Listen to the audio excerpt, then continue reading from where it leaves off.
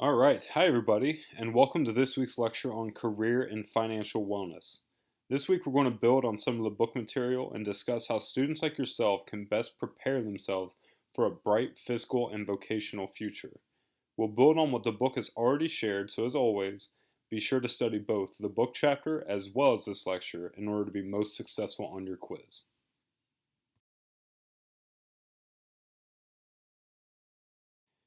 All right, so here's our agenda for the day.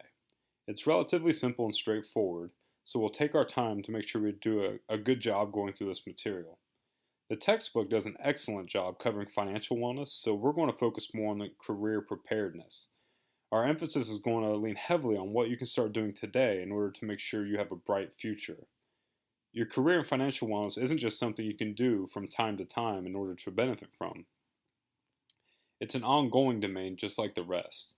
So, just as you might do one thing a week for some other aspect of wellness, it might be important to find one thing you can do each week to maintain your level of career well being. In my mind, it very much resembles a savings account analogy.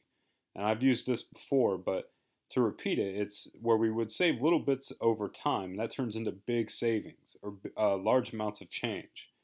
And we can't just wait until the account's in the negative until something needs to be done in order to address it. But that's enough of the introduction. Let's get into some of the content. All right, so first things first, how do these areas influence our wellness and health? Well, maybe you can imagine a time where you lived with someone who you constantly disagreed with, perhaps had a sibling rivalry that made things tense at home, or even a class or a workplace where things between you and a student or a colleague were tense. Every time you came home, had to go to work, or otherwise crossed paths with a person or this negative environment, you probably started stressing about it, at least a little bit. You might have rolled your eyes or told yourself, like, here we go again. But now imagine that in a workplace setting for 40 hours a week. The standard work week means you're going to be likely to spend a significant amount of your life in a toxic place. And that's pretty negative. So let's try and look at this from a different perspective as well. Maybe one that's a little less extreme. Let's say that the environment's fine. Let's say you work in a place that's friendly, everybody gets along, so forth. However, the work you're doing isn't necessarily satisfying. You might not be doing your dream job, or you might not even be in a job that you think is meaningful, right? So you're not really excited to go to work each day. You can't really be positive about your trip to work. So all these different scenarios focused on how a lack of career satisfaction will give you a pretty negative attitude. Now, having a job that means a lot to you, or one that you can at least be satisfied with, and an environment that's positive and welcoming, can take all of that stress away. And that difference in stress is what's going to impact you physically and mentally and emotionally. But we need to be intentional on how we go about finding those jobs, because we can't just hope we accidentally run into the dream job, because that's not necessarily the best strategy. And so that's what we focus on when we talk about career being a domain of well being. Now, on the other hand, is finances. It might be much easier to conceptualize how money might influence our well being. Research suggests that you can't buy happiness, which we all believe to be true, but there might be a critical level of money that makes being well easier. For instance, you might not need $1 million to be satisfied, but not having to worry about your possessions being repossessed or having your utilities, such as electricity, water, and gas, being shut off could be a great impact on your well being. Those who are financially well have enough to meet their needs, i.e., like their health care, food, shelter, stability, and that means they're not going to be stressed out about their income or having a critical lack of funds. Both areas tied directly to that stress level we've been talking about, and that means you'll have a higher quality of life, you'll have a better functioning immune system, you won't get sick as often, etc.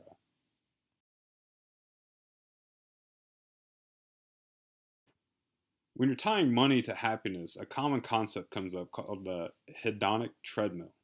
It's a concept that says that we quickly become accustomed to any positive changes in our environment. That means they become normal and we go back to our pre existing level of satisfaction. Let me give you an example. Let's say you found a good job where you're working for a while, making ends meet, and saving the rest. But one day you received a promotion that doubled your salary, which would be awesome. You have far more now than you need to cover your expenses, filling up your savings and retirement, and even have a little bit to have fun with. But over time, you might get yourself a new car, maybe a bigger house, and a few nice things, and it starts to level back out. Eventually, you'll get to a point where the excitement from the new salary is kind of worn off, and now you kind of need that salary to maintain this new lifestyle. You might have even spent enough on cars and things that you're kind of living week to week, maybe like you were before. Hedonism refers to how, when we earn more money, we simply start spending more money. Although we get excited at first, eventually we return to whatever level of happiness we were at before. So when you hear of hedonism or the hedonic treadmill, simply understand that they're saying enough is never enough. And no matter how much one earns, they're still always going to want more.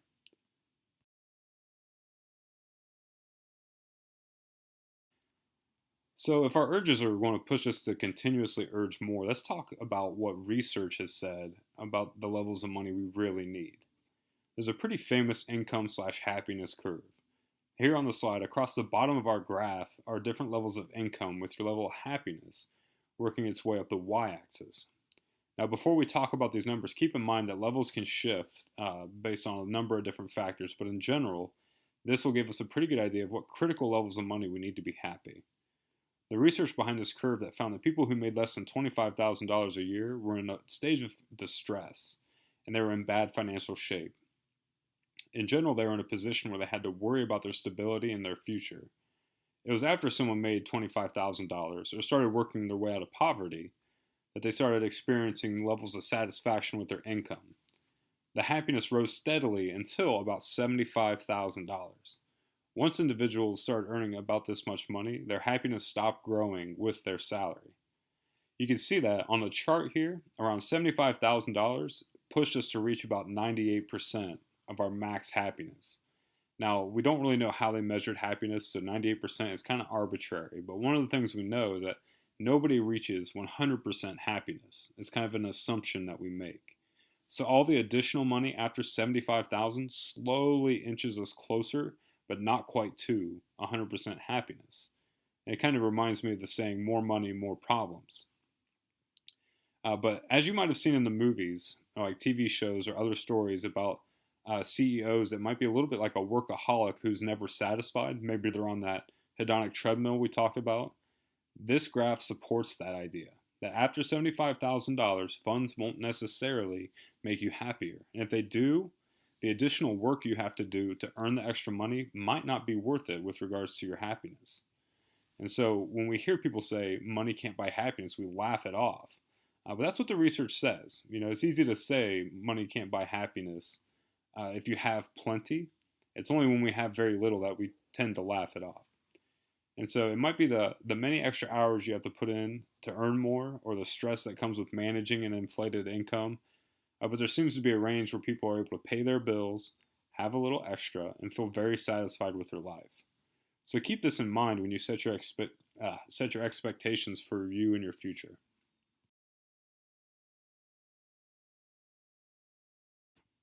So for some, salaries and financial decisions seem to be far off into the future.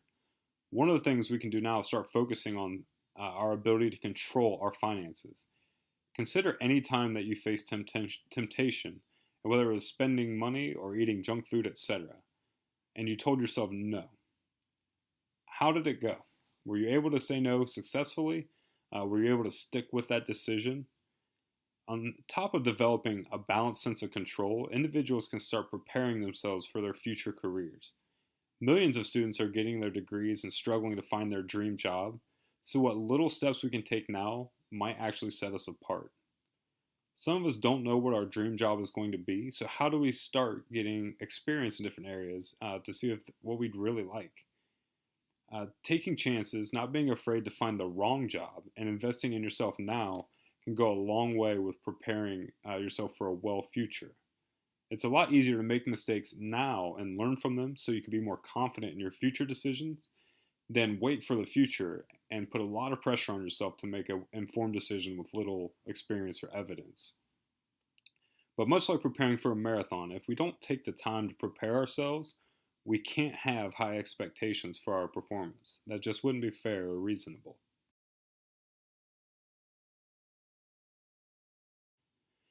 So reconsider the idea of telling yourself no.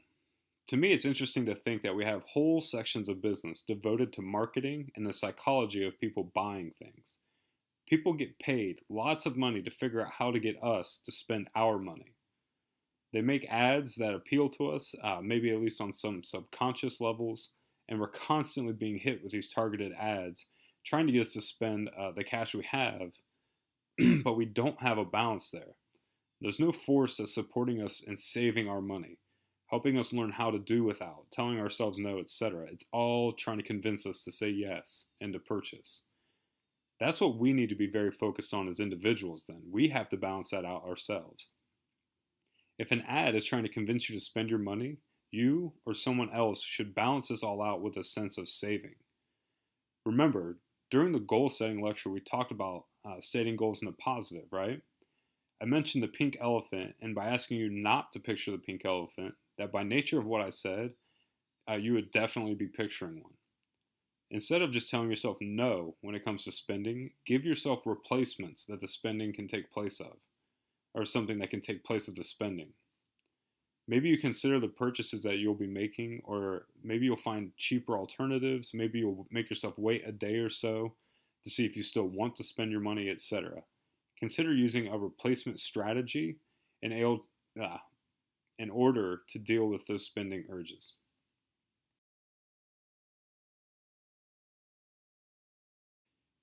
Here are two other concepts we've already mentioned that also apply here to our finances as well as our career wellness.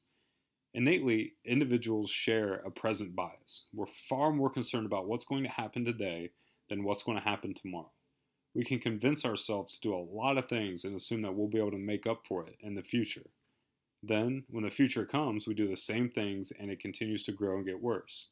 You could think of people who get into bad cycles with their credit cards. That applies to the concept of compensatory beliefs that we talked about in the goal setting lecture. Telling yourself that it's okay to spend extra money now because you'll make up for it in the future is not a great way to compensate. The problem is that these decisions, mixed with our present bias, leads us to consistently fall behind with our goals. So we have to be intentional about flipping this paradigm in order to promote our wellness. We have to do things today, even when they feel like they're unnecessary, because we assume we're going to need them in the future. It is an idea that isn't natural to us. We're driven to worry about today, not tomorrow. The advertisements, the marketing experts, they all play off of that present bias. But if we can start doing little things and have faith that tomorrow will be easier because of our actions today, we can start making a big difference over time. So let's shift our focus back to career wellness and start to put thoughts like that into action. Consider what you're studying and what is about that subject you really enjoy. Can you list one or two reasons why this field is exciting for you? Keep those thoughts in mind, but now consider what you want your future to look like. To get a better idea, think of your favorite TV shows, TV or movie characters, etc. With those in mind, what do you like about them? How would you describe the characteristics of the favorite character that you have? What draws you to them as you watch or read or so forth? Now, how does that mirror what you want your own life to look like? Try to overlap your personal and professional lives to see what a bright future for you might look like.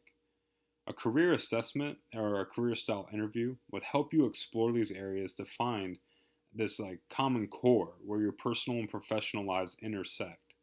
One thing I would recommend is forgetting about being perfect with your choices early on. Many feel like they have to take their time and find the perfect job, which isn't necessarily the case, especially when you're young. All of the research and thoughtfulness does not guarantee that a nice job will be a strong fit. Especially, let's say, if you found the right career, but you worked for a company that wasn't a good fit. It's simply a different company that would be much better. And even though randomly picking a job isn't necessarily a good strategy, sometimes it pays off because people can start understanding what they don't want, and that can lead them towards their more ideal career. So that being said, you can be intentional and get yourself into the right ballpark, but a strong way to build career wellness is to gain some experiences. Perhaps you can start volunteering or job shadowing or finding internship experiences. They'll give you a much better idea of what you want to do and some of the things you do or do not enjoy. This is why all those experiences look good on a resume. Not only does an employer know that you're familiar with what you're applying for, but they see that you're more certain that you're going to enjoy this position versus someone who has no experience and isn't really sure if this is even what they want to be doing long term. This kind of reminds me of my days before I got into mental health, where I worked in HR and I met a lot of people who didn't necessarily have experience, and it didn't take them long to find out that the job that I had given them wasn't a good fit and they would try to move on to different positions. So I would recommend taking advantage of career connections here at OSU on the main campus to talk more about some of these ideas and how you can put yourself on track towards those long-term successes. The link here is on the slide, and you could type that into your browser to go online and see more of what they provide. But maybe one of those career style interviews would be really helpful.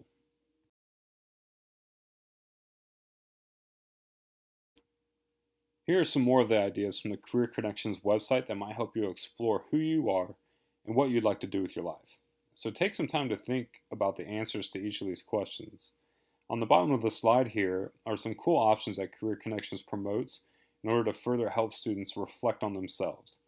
You can consider writing a mission statement for yourself, reading advice that other students have given, and much, much more at careerconnection.osu.edu. Also, there's another resource, careers.osu.edu, that can help you with different programs and resources. I've mentioned these a couple times now, and so I want to reiterate that you have a great deal of these free resources here on the main campus that you can consider taking advantage of. These experts can take a lot of the stress out of planning your future.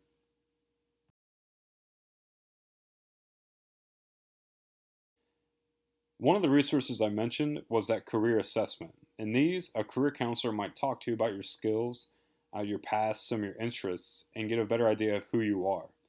Think about that diagram we saw a few slides back. And remember how I told you to keep certain thoughts in mind while you thought of other ones, and then we tried to overlap them all. That can be really hard to do by yourself, and an expert could do an excellent job at helping you overlap all of these and see what the commonalities are. They would spend more time talking with you about your current and past vocations than you might have been able to do on your own. They might know what questions to ask. They're trained to take those personal and professional ideas and combine them for you to figure out what areas you might be most interested in. What's interesting is that the results could definitely surprise you. They might combine things in a way that you hadn't before. Now, they're much more objective, and so they can kind of counter this intuition where we sometimes just pick our jobs or vocations for random reasons. For instance, it might be the first job you found, and that's why you took it. But taking the time to infuse the personal and the professional might point you in a new direction that, even though you hadn't considered it before, it might be putting you on a path towards a much more rewarding career. One of the resources I mentioned was that career assessment. In these, a career counselor might talk to you about your skills, your past, some of your interests, and get a better idea of who you are. Think about that diagram we saw a few slides back. And remember how I told you to keep certain thoughts in mind while you thought of other ones, and then we tried to overlap them all. That can be really hard to do by yourself, and an expert could do an excellent job at helping you overlap all of these and see what the commonalities are. They would spend more time talking with you about your current and past vocations than you might have been able to do on your own. They might know what questions to ask. They're trained to take those personal and professional ideas and combine them for you to figure out what areas you might be most interested in. What's interesting is that the results could definitely surprise you. They might combine things in a way that you hadn't before. Now, they're much more objective, and so they can kind of counter this intuition where we sometimes just pick our jobs or vocations for random reasons. For instance, it might be the first job you found, and that's why you took it. But taking the time to infuse the personal and the professional might point you in a new direction that, even though you hadn't considered it before, it might be putting you on a path towards a much more rewarding career.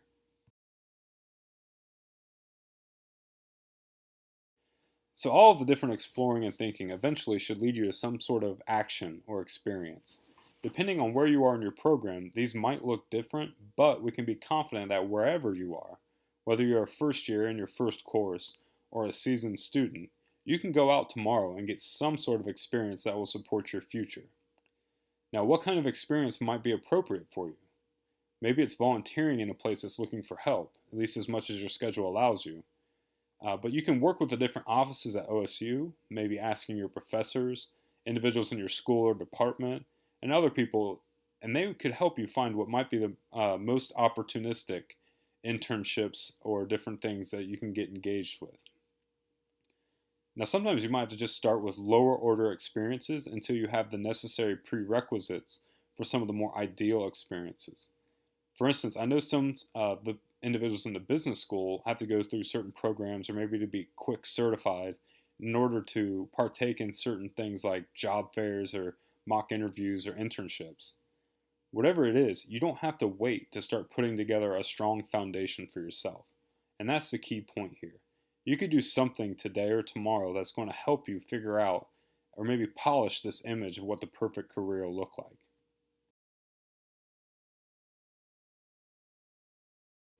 Now, I've mentioned some of the benefits to these experiences. You can get the firsthand experience with different careers and start to learn about what you do and do not enjoy.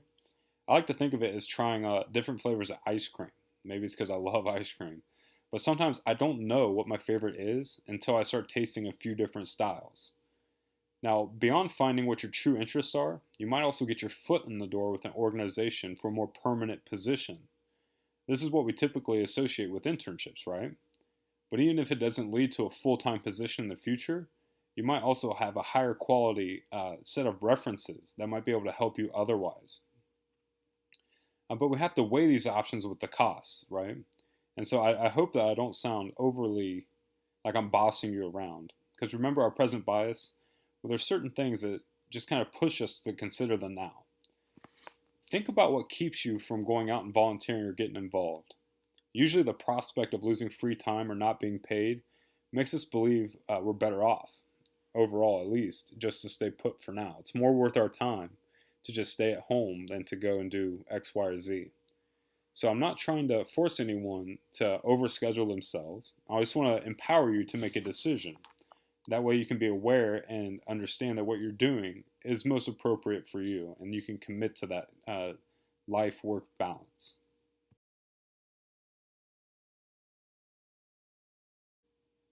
Now, not everything revolves around going out and getting some sort of experience. Some of us just don't have the time. And for those who don't have the time to gather firsthand experience, might be able to start preparing themselves in other ways, maybe by gathering some professional materials they're going to need. For instance, you might not be able to volunteer a couple hours, but you might be able to take some time to put together a resume. Now, while you're in college, it's a great time to start putting these materials together because you have experts everywhere who can give you feedback on them. I mean, you're surrounded by resources that I already mentioned, including those professors and peers who can give you very high quality feedback if you take the time to go up and ask for it.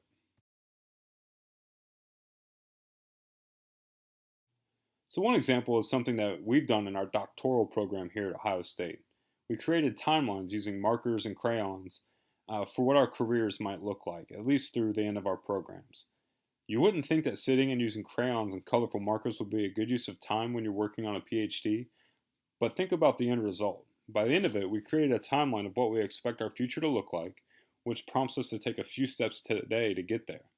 We may have spent 20 or so minutes of class time creating these, and it might not have been such a stressful experience because instead of using black ink and being very official, we're allowed to be creative and messy and draw lines that maybe weren't straight and curved and had all sorts of dips and valleys and things.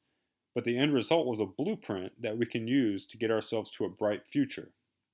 Maybe something like this would be useful for you. What's the remainder of this year look like for you at Ohio State? What about the remainder of your time here in this school and your future indefinitely beyond that? Not everything you do for your career or financial wellness has to be so serious. We're already talking about serious topics, but that doesn't mean we can't have some fun, relax, or just be creative in how we go about some of these things. Now, again, overall, I hope I wasn't being too bossy today in today's lecture. My goal is just to give you a few ideas and to share some resources with you. Here's another short list of some of the resources that you can utilize. I cannot recommend these Ohio State University resources enough. They're not only here to provide great services for students, but as the experts, they can connect you with other resources that you might have not even thought of. And as usual, I would encourage each of you just to take a couple minutes and maybe take one step in this domain. It might be new to you, but taking just one step can give you an idea if it's something you'll enjoy or if it's something that needs to be shifted around. So try doing one thing that promotes your career or fiscal future. As always, feel free to send us your questions. Otherwise, good luck on this week's quiz.